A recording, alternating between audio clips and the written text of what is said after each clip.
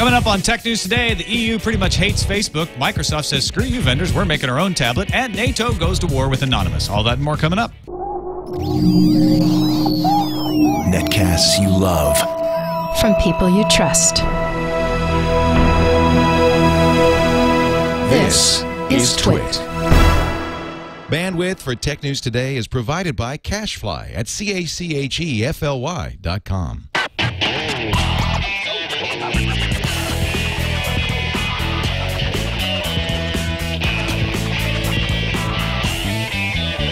What, this old thing? This is Tech News Today for Wednesday, June 8th, 2011. Tech News Today is brought to you by Slingbox, which just turned your iPad into a television. Take a look. Slingbox introduces their new iPad apps, and now you can watch your home TV on your iPad anywhere you take it. Check it out at Best Buy or slingbox.com/twit. Welcome to Tech News Today. I'm Tom Merritt. I'm Sarah Lane. I'm Iyaz Akhtar. I'm Jason Howell. And this is the show where we kick around the tech news of the day, try to make some sense of it for you. Well, don't kick it too hard, or it's just going to be a bunch of mush. It kicks back, too. Gotta be careful. Really? Some of it really does. Nasty stuff. WWDC fading away. E3 actually only in its second day, but fading away. All the news out of E3 is starting to trickle down. So we're going to start with some good old-fashioned European regulation. All right. EU. And Facebook. You know, EU for a long time hated Microsoft. Then they're kind of fickle. Their eyes turned to Google. And for a while, they've been hating Google. They still kind of hate Google. It seems like their latest, their latest focus of hatred is Facebook.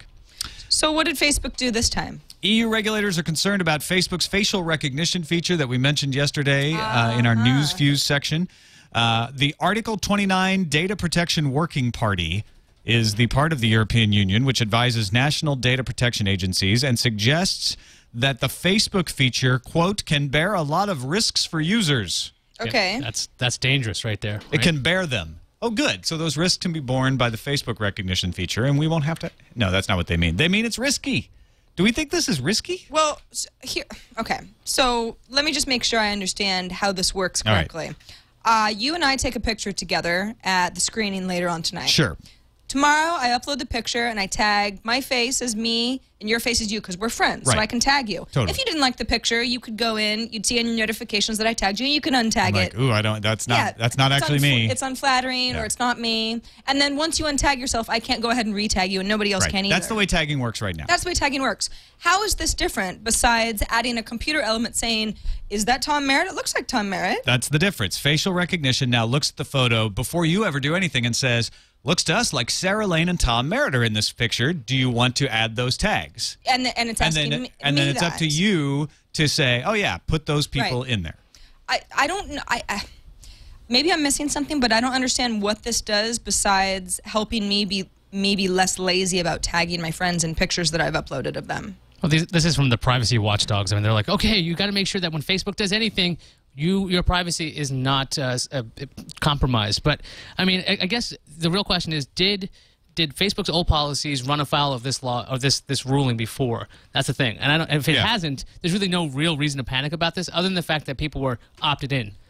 And that phrase scares people. That's what people have a problem with. Facebook. They have a problem with the idea that you can be tagged in a picture, and even if you 10 minutes later are like, oh my gosh, I don't want to be in this picture, I want to tag myself, that it's an opt-out type of a thing. Yeah, rather than I would like to have tagging capabilities turned on. There is a conversation to be had about whether photo tagging, the way it works, where I can tag you without your permission, and you have to be notified first, whether that should work that way, but it's worked that way for a while now.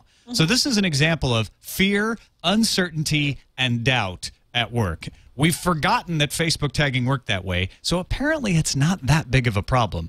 But as soon as it is like changed a little and it's now made more accurate, so probably more tags will come, and you throw in the buzzword facial recognition, everybody freaks out. Right, because it's like Big Brother, like, and they're oh going my to see God, me on the Facebook street. is watching me. You know where I am. Even though something like facial recognition has been a very welcome feature in iPhoto, for example. I love that. And it's called Facebook. I mean, you kind of had this idea that your face may be identified at some point.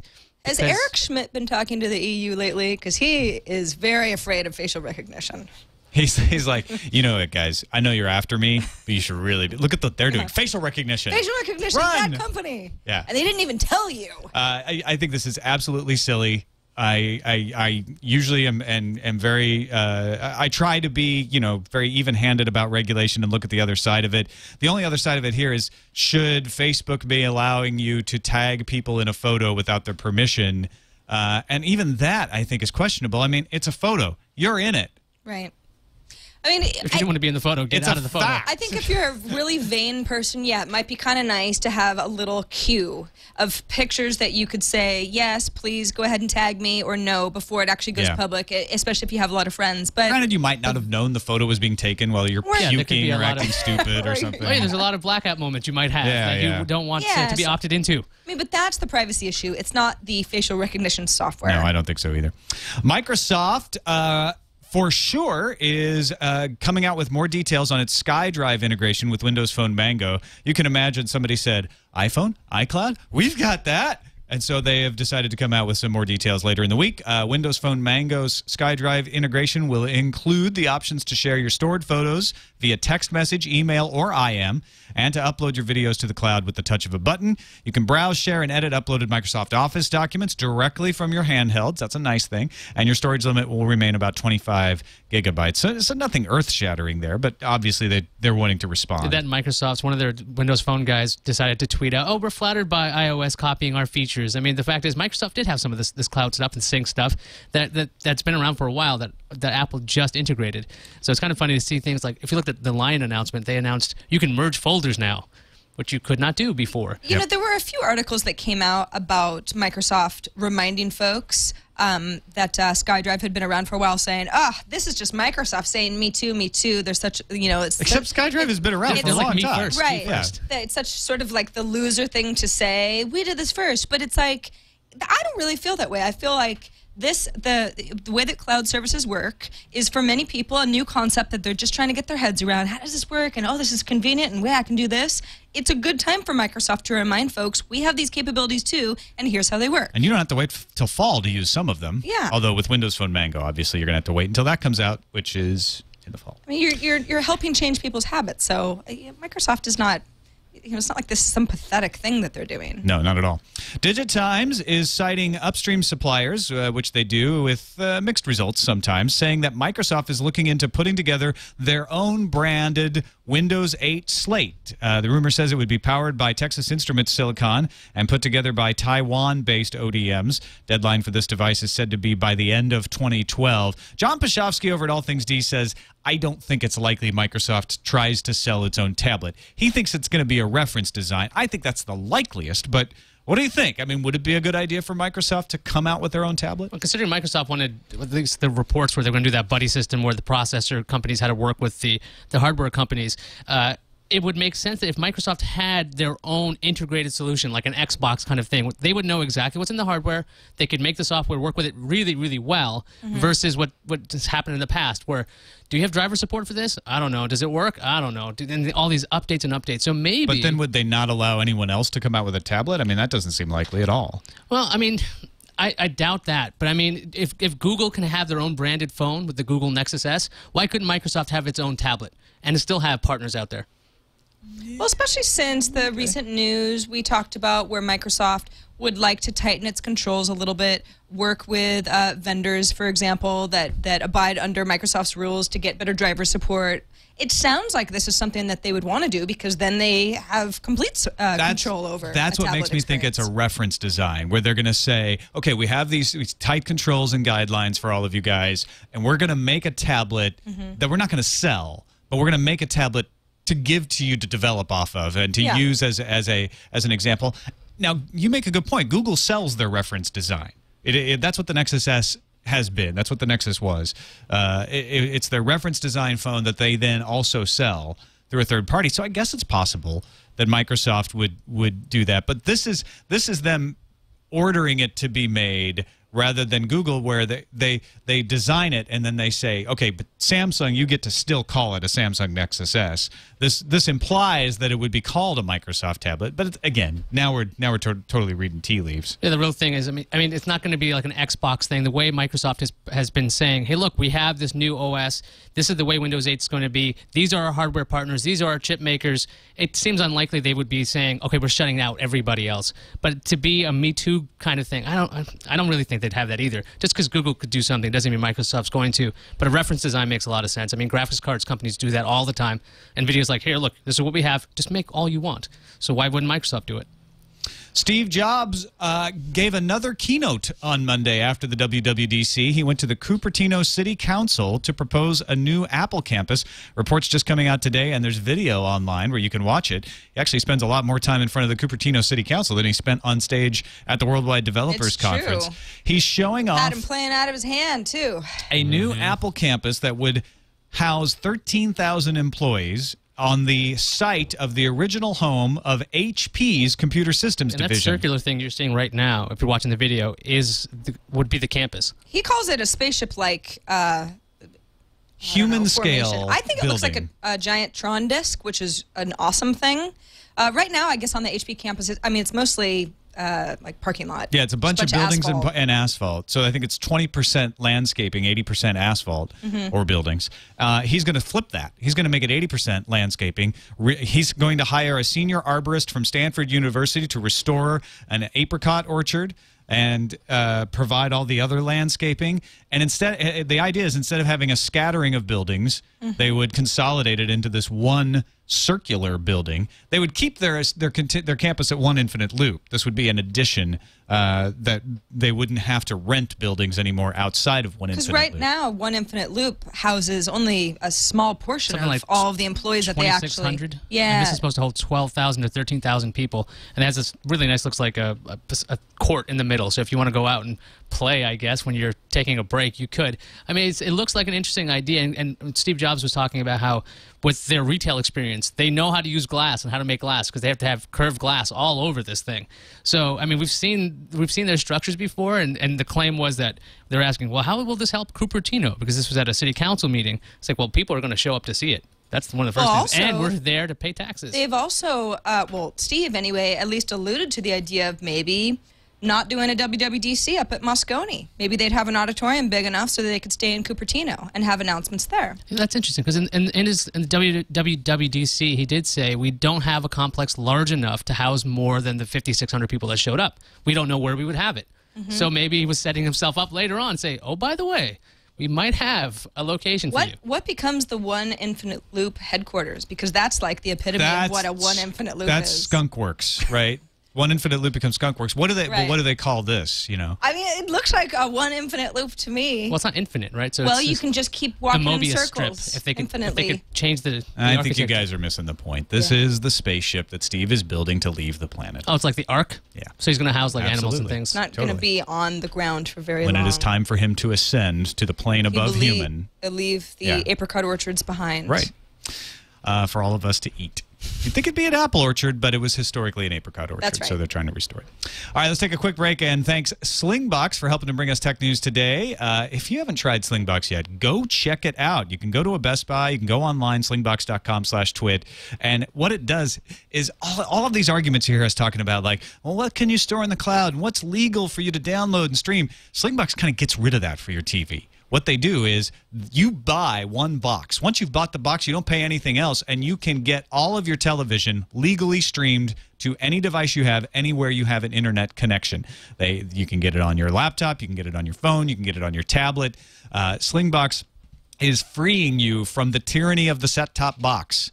You can have your iPad in your kitchen watching your TV without having to mount some crazy thing and run wires. You can also watch while you're on vacation. Yeah. If you're like, you know what, there's that one show on my DVR I want to catch up on before I come back, and I want to have it waiting for me because I'm such a big fan. In the hotel room, on the hotel internet, watch it off your Slingbox. It gives you every channel you subscribe to, all of your DVR programming, anything that hooks up to your TV goes out over the internet to you and only you. Find a Slingbox or see a demo at Best Buy. Check it out at slingbox.com/twit. Slingbox in your home TV, now appearing on iPads everywhere. Happy IPv6 Day, everybody. Oh, thanks, Yay. Tom. Thanks for remembering. It's been a really good day so far. Yeah? Did you notice? Not really. No, nobody did. And that's a good thing, actually. Yeah. That's kind of the point. So if you haven't been following this, IPv6 Day means that Google, Yahoo, Facebook, plenty of other, Cisco, all implementing IPv6 websites today. on the internet, IPv6 internet properties today, to test out Internet Protocol 6. Now, here's the deal. If you haven't heard us talk about this, I'll try to sum it up really fast for those who have. IPv4 is the system of assigning numbers to your devices. So if you've ever seen those four numbers like 146.92.86, that's an IP address. Every device on the internet has to have one of those. We use routers with network address translation to handle multiple devices on one IP address, but even so, we've run out. All of the IPv4 addresses have been allocated. Now, they may not all have been assigned to a device yet, but we're getting closer and closer to that happening as well. So IPv4 can only be so big because it's only got 4 spaces for numbers and only 3 digits, you know, a max and a number. So IPv6 allows for an almost infinite number of numbers. Not quite infinite, but it should last us a whole lot longer than IPv4 did. IPv6, however, requires you to have new software. Your operating system's fine. Windows, ready for IPv6. OS X, ready for Linux, ready. Your router is not. And a lot of times your ISP is not. So what they were doing today is having large sites change to IPv6 to find out how much IPv6 traffic is out there already. And that's not very much. And it's not very much at all. And would it cause any trouble for people on IPv4? Which it did not. Which is, even though it's a small scale of IPv6 usage, it's sort of a large-scale experiment. And right now it looks like, well, if there were more, there doesn't seem to be an indication that we're in trouble. No. Internet security company Arbor Network suggested that the IPv6 traffic on this day, June 8th, which started yesterday, GMT, will at best account for 0.02% of global internet traffic at any point during the day. So it's very, very small. Even amongst the IPv6 traffic that they tracked, only around 10% is sent in native form, which means it's an IPv6 address from beginning to end. The rest of it, 90%, was tunneled or encapsulated within IPv4 to ensure compatibility. And that's one way they can make the transition easier, is say, this is an IPv6 address, but we're going to put it inside an IPv4 number that we can reuse for other things just to smooth the transition. So again, for the end consumer, if everything goes right, they will notice nothing has changed. Hopefully. That's the real thing. That's right the idea. But this huge test with things like Google and Facebook really is a nice test. It's not like, oh, we tested out this one very, very unused site like Google, like Frugal. Yeah. Google shopping thing. Now, there's a lot of other benefits to IPv6 we're not talking about right now. If you want to learn more about it, in fact, if you want to test whether your router is up to speed, whether it's IPv6 compatible in your operating system, all of that, go to test-ipv6.com. And you can even go to IPv6ichart.ripe.net to find out if you're capable of handling IPv6 dual stack with IPv4. Test-ipv6.com, you're likely to fail unless you're really, if you've got a top-notch router, top-notch ISP, you might pass it. IPv6 iChart, however, at IPv6ichart.ripe.net, that's the one that you want to pass everything, because that's the one that says even when they turn on IPv6, your IPv4 equipment will still work in the dual stack. NATO and Anonymous going to war. So unlikely fight. Days after NATO said that they were going to classify Anonymous on a list of enemies alongside terrorist organizations like Al-Qaeda, enemy organizations like the Taliban, and rogue states, as they call them, like North Korea, Anonymous replied and said, look, you don't want to mess with us. Actually, they took 9 minutes and 36 seconds to say that, but that was sort of the gist of it. Yeah, there's a speech-to-text thing on YouTube with their standard overly done music where they were saying that, well, you can't stop us, we'll continue. And NATO said, well, we got something better than that. We're going to establish Cyber Red Team to take you guys on. Sounds like something you'd make up when you're trying to come up with a comic book name. I love it. Cyber Red Team is going to take on Anonymous somehow, so it looks like these guys are just picking a fight with each other. Well, NATO is planning to establish the Cyber Red Team to provide contribution to the improvement of NATO's cyber defense capability. It's not just for Anonymous, obviously. But it would take them on. But that would be the organization tasked with taking on Anonymous if they were to really follow through with this. I don't think NATO really needs to go after Anonymous. I mean, Anonymous made, they're obviously, whoever responded or is involved with the response is upset. You can't cut the head off of a headless snake was the analogy that they used. And I mean, that's true. As long as people want to be involved with Anonymous, it's going to be very hard to take down the organization, because how do you even classify the organization? It's whoever wants to participate. Yeah, there's no organization. Yeah. So I'm not really sure how this is all going to play out. Although, it would be like NATO or the U.S. Army saying, we're going to take on anarchists. And that would be fine. I don't know, because you wouldn't hire anarchists, but the NATO guys could be like setting up a trap. Hey, look, these guys hacked us. Hey, do you want a job? Because you guys are kicking our butts. I mean, that's the weird thing. Hackers sometimes get jobs based on their success.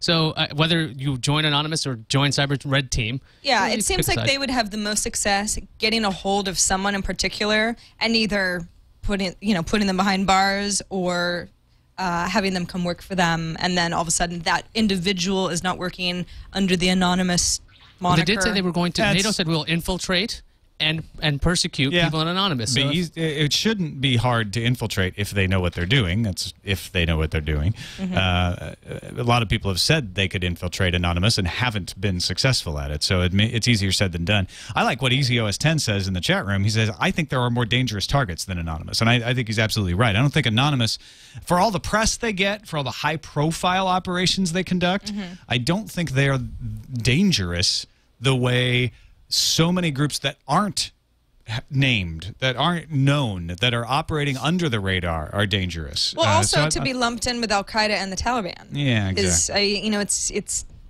a little much. See that ruffling some feathers. Senators are seeking to crack down on the Silk Road illegal drug site that we talked about last week. That's the site that operates on the Onion router. You can only get to it through the Onion router, as a matter of fact, and uses Bitcoin as its currency. Now, the mention of Bitcoin in the letter that Democratic Senators Charles Schumer of New York and Joe Manchin of West Virginia wrote to Attorney General Eric Holder and the Drug Enforcement Administration is causing quite a bit of consternation amongst Bitcoin aficionados. They're starting to wonder whether the government could come after Bitcoin in some way, or is it solid? Is Bitcoin a self-contained situation that can withstand government scrutiny? Well, the U.S. government is not exactly known for its tech-forward kinds of stance, so if they see the word bit, they usually freak out. BitTorrent, Bitcoin, let's panic. Or the idea, you're making your own money? You can't do that. It's like spooking a horse sometimes when you talk about senators and technology. So that's why I think people are freaking out. Like, oh no, they're going to try to take down Bitcoin. But Tom, you were explaining how Bitcoin works such that it's not, there's a finite amount of it. So it's not like people are printing money. But this fact that it's untraceable, are there legitimate uses for untraceable currency such that it's not just on its face, illegal or evil? It doesn't end up being a black market type of a situation. Yeah, it uses very heavy encryption, although your wallet, like I have 6 Bitcoins personally. My wallet is up to me to protect. Someone could hack into my machine, and if I haven't encrypted my wallet, they could take my Bitcoins. Like stealing your wallet. But if they took those Bitcoins, they couldn't copy them. They couldn't counterfeit them. Bitcoins are peer-to-peer, and if you want to find out how that's possible not to be copied, it's going to take longer than we have time to explain. Listen to Security Now that Steve Gibson and I hosted, I don't know, a month or so ago about Bitcoin, and he goes through and explains how the entire system works and how it's secure and how it's kept from counterfeit. It is a very watertight system for making sure that A, there's no counterfeiting, and B, there's no tracking. I can very easily open an anonymous Bitcoin account, and people are already using it for lots of services. Now, obviously, Silk Road's getting all the attention because it's an illegal drug site, but people are using it for web services, for web hosting, for programs, for even selling, actual physical goods in cases. But I guess I kind of wonder, Iyaz, off of your original question, is like, okay, so you can use it for legitimate purposes, but why do you have to? Well, it could be just like, if this argument might prove too much. Like, if anonymous currency can't be used, untraceable, that means like all cash should be just gotten rid of.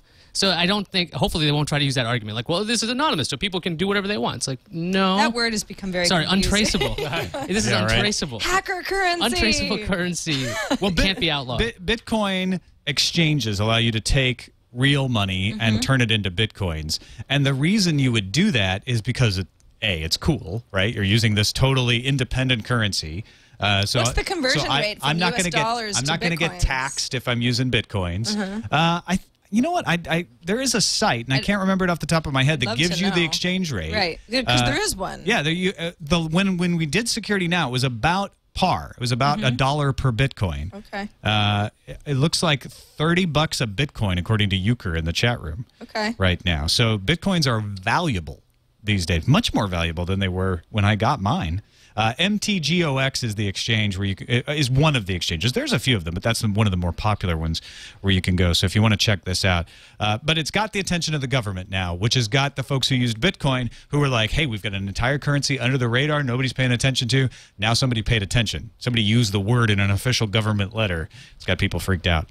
Finally, Business Insider says the New York Times paywall is working. An unnamed senior New York Times official told Business Insider that digital subscriptions are leading into an increase in New York Times print subscriptions. And they say they got another executive, unnamed, to confirm this as well, saying the company is seeing an uptick in new print orders in all frequencies, 7 days, weekender, and Sunday. We could quibble over whether digital is actually the cause of this, but subscriptions for print were steadily declining until recently, and recently they put in the paywall, and that's the only major change they've made as far as print subscriptions go. And if you get a print subscription, it's actually cheaper to get the digital subscriptions than it is to buy the digital subscriptions on their own. But isn't that exactly why print subscriptions would be rising? It's not necessarily because anyone wants the print subscription, it's because they want to save money. I don't know, it's kind of the wrong reason for subscriptions to be rising. There's still that feeling of a newspaper where you actually want to go through your coupons and whatever, your comics that are... I'm with you. I enjoy reading the old-fashioned paper. But that's not why people are doing it. Right, because I mean, everything was on a decline anyway. But the fact this paywall came up and you go, hey, I'll just buy the print version and I'll get all this unlimited access online. I mean, it seems like an easy situation to go for. The question is, are they actually making more money? Well, they might be, because we actually had, Tom, I think it was the week that you were out, we had an email from someone saying, listen, if you're a print subscriber, because you want the digital version, sometimes they can charge advertisers as if you were two people. Right, and they get a better rate on the print subscription still, even though it's declining, it's still a larger amount, and ad agencies are used to buying it. So they're more likely to spend money on a print subscription than a digital subscription anyway, at least for now. All right, let's move on to the news fuse. So a sad story coming out of Arizona today. 7 people injured in an explosion at an Intel plant located in Chandler, Arizona. 1 person severely burned. The blast occurred in a solvent waste treatment room of the Fab 22 facility. No chemicals were released into the surrounding area.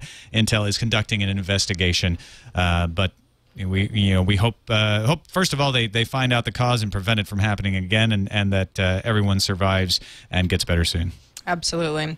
Google has updated Chrome this week along with version number 12. Google added malicious download warnings, easier detecting of Adobe Flash cookies, or deleting rather, and some new hardware-accelerated graphics capabilities like support for 3D CSS. Chrome 12 is an automatic download. You don't have to do a thing.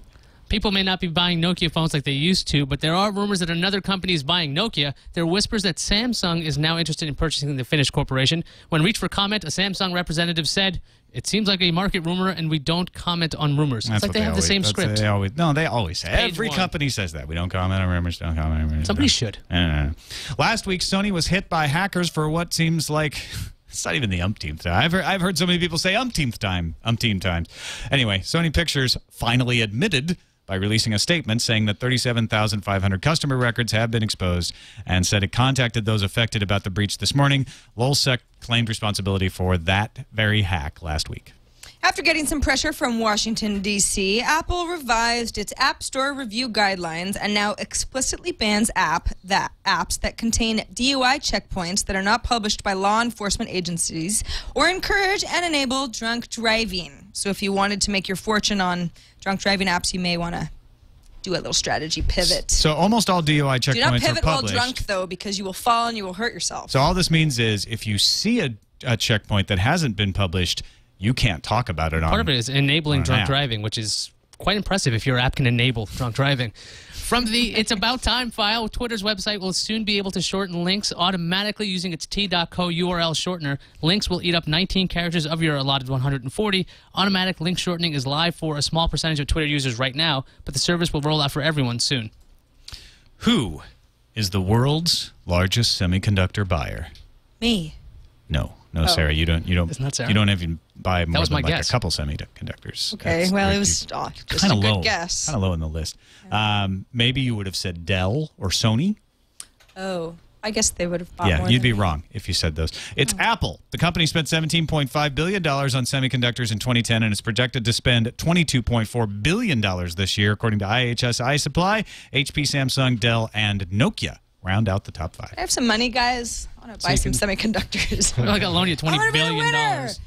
Buying games on phones isn't always a huge investment. Sometimes it's free, sometimes it's only a couple bucks. But you can still feel frustrated that you paid full price for a crappy game. T-Mobile is working with Wild Tangent to set up subscription-based game rentals on Android phones. If you like the game, you can buy it and use the rental fee towards the purchase price. It's like rent to own. Rental fees will depend on the price of the game, but the fee could be around 25 cents. I like the idea of being able to pay less to just try it out. Yeah. And if I don't like it, trial period. Yeah, I've paid less than full price at least. Yeah, you don't get stuck with a light version that doesn't have all the features. You try it out for one day, and if you like it, you keep it. Yeah, exactly. And the purchase price goes to the full price, so I like that too. All right, time for a randomizer. Randomizer. The Nook Wi-Fi just hit the streets. This is the one that's, it's small, it's e-ink, and it's already been rooted. And can run Angry Birds. Of course. In e-ink? An e-ink. This is the Wi-Fi Simple Touch Reader with a really clunky name for this Nook. But if you take a good look at the video, it's showing Angry Birds running on this e-ink display. And you'll see it. I mean, if you skip a little ahead, you'll see you can actually fling your bird back and fire it. And the thing freezes, though. I mean, it's not exactly... Well, yeah, the refresh rate on e-ink is not really... it seems like such a fun Angry Birds experience. Up to the Why have I been using iOS this whole time? Oh, come on, it's cool. They actually were able to make it work. Yeah, it'd actually be pretty cool for like little 4 or 5 cell animations if you're trying to see a diagram or something in an e-ink book at some point. But the fact that they can refresh part of the scene seems pretty cool. This isn't practical. This is just like, wow, we were able to do it. This is just hey, look. Yeah, totally. All right, let's move on to the calendar. Calendar time, everybody. Samsung Galaxy Tab 10.1 is on sale in New York City, Best Buy, and Union Square today. Pre-orders are now open to everyone else. BlackBerry Playbook is now available from Sprint for $499. That's $499. They're not going to give it away for $5. U.S. Sprint and Motorola, yes, U.S. Sprint and Motorola are holding a press event tomorrow, Thursday, June 9th. Sources say they're going to announce an Android phone equipped with NVIDIA's Tegra 2 Superchip. More speculation that the event may also include a Motorola Photon 4G. The HP Touchpad will be available on June 22nd. It'll start at $500 for 16-gigabyte version, according to enterprise vendor Cinex. Wimbledon Finals, listen to this, guys. This is a good one. Wimbledon Finals are going to be the first 3D broadcast on the BBC. The matches are scheduled to be played on Saturday, July 2nd, and Sunday, July 3rd. I happen to think, even though 3D, people have mixed feelings about TV in 3D, that a tennis match would be the perfect example of a fun 3D game. Yeah, one lockdown camera. Exactly. It's easy to follow. You've got I don't know, it just sounds fun. Unfortunately, I won't be able to participate. I would probably be ducking a lot for a while till I got used to it. Balls flying up my head. Verizon has confirmed sales of its Galaxy S2 Superphone to start in July. Superphone. And that's the calendar, everybody. Nothing else will happen besides what I've said. Nope, that's it. There's no weekend until Sarah says so. Yeah, I mean, it's a good batch of calendar. stuff. You shouldn't want anything else. Okay. Absolutely. On to the email, TNT@twit.tv. Scott Theed wrote in and said, I was watching your Reading the Feeds beta program before the WWDC keynote coverage. That was me just reading my RSS feeds. After hearing you would like some kind of listener submission, dig, or voting system, I checked out Reddit, and it is possible there to make custom Reddits. So I made one for Tech News Today. The address is reddit.com/r/technewstoday, and he has handed over the keys to it to me. And I was trying it out today. We've got a bunch of people trying it out as well, and we encourage you to go, and if you've got stories that you'd like to see us cover, definitely submit them at that address. Or even if you're not like, you know what, I don't want to like actually go and dig up stories, you could look at that earlier in the day and say, oh, I definitely want Tech News Today to cover that, and vote it up. We need both kinds of users, people submitting and people voting things up and down. So check it out, reddit.com/r/technewstoday. And a big thanks to Scott for putting that together. That'll be another good thing to check for us to find out what you all want to hear on the show. Absolutely. Next email from Jeffrey Matthias, also known as Idle Hands in Denver, Colorado. With all the E3 news this week, few people seem to have noticed that yesterday RIM announced that they're acquiring Score Loop, a social gaming platform. They provide services akin to OpenFaint and Apple's Game Center, allowing cross-platform social gaming for iOS, Android, Windows Phone 7. I would imagine a BlackBerry SDK will show up soon. Either this is an indicator that RIM is looking to back up the Play in Playbook. Perhaps they're gearing up to become cross-platform service provider, refreshing the rumors of the BlackBerry Messenger service opening up to other OSs. I'm curious to hear your thoughts. It makes sense for RIM to buy a company like this. It just kind of flew under the radar because E3 was full of all kinds of things like the Wii U. You know, so this sounds like something RIM would have. I mean, iOS has it. Why not these guys? Yeah, and the BlackBerry Playbook is actually a decent game machine. They're really playing up the games part of it as much as they can. So they want to get more game app developers into the App Store for them. This is a good way to do it, to be able to provide this service. By the way, CLT Steve in the chat room pointed me to this is my next story, correcting the Verizon story, saying the report of Galaxy S2 going on sale next month is not correct. Oh, no. A Verizon spokesperson said it's the LTE-enabled version of the Galaxy Tab 10.1 that's going on sale in July. See, and I thought I might have had a phone to choose. Super phone. As my next phone. Sorry. And speaking of Jason's, a different Jason wrote in and said, hey guys, I thought I'd drop a line and let you all know about one potential snafu with the whole live TV coming down the pipe. It said that Microsoft will be requiring an Xbox Live Diamond account in order to access the live TV features. But right now, Xbox Live subscriptions can only be on one Xbox at a time. In my house, we have 2 Xboxes. If I want to use my Xbox Live Gold account on both of them, I have to restore my account on the second one, which effectively signs me out of the first Xbox. If this limitation remains in place, it will severely impact Xbox Live TV, unless you can only use one TV in your house. Enjoy the show. Keep up the good work. Yeah, I mean, they might change that. We don't know. But you're right. Right now, you can only... I think they're probably operating on the assumption that most people only have one Xbox. Well, Microsoft's known for doing things like Media Center extenders, so they could probably do this kind of thing with Xbox if they wanted to. Right. I mean, if you can get live TV, maybe they could change something that you could have be signed in on 2 different locations. Right, or maybe it'll be cheap enough. You can just, if it's $5, you can just buy one for every TV in your house. They'd love that if you had to buy multiple Xboxes. Yeah, totally. All right, don't forget, folks, you can still get a brick. You can have a brick in our new studio right in the entryway. People will see it and think you're famous. Not just any brick. You can actually have an engraved message. 2 lines if you want, 4 lines, or even a logo if you want, if you pay enough for it. Look, we're just going to inspirational quote. We're going to tell just you how to get this brick because we don't really want everybody doing it, or it's not special, right? We're running out too. So come lean in close to. Okay, you got your speakers on. Are you guys listening? Bricks.twit.tv. Shh. Don't tell anybody else. Don't pass it on. All right. Glad we got that out of the way. Good. Thanks, everybody, for watching Tech News today or listening if you're on the audio podcast, which actually most of you are. We appreciate that. Twit.tv/TNT is the place to find us online. Give us a call. Leave us a brief, insightful, awesome message, and we might even play it on the show. 260-TNT-SHOW is the phone number, or you can just send it to us by email as an attachment. And you can email us at tnt@twit.tv. We'll see you tomorrow.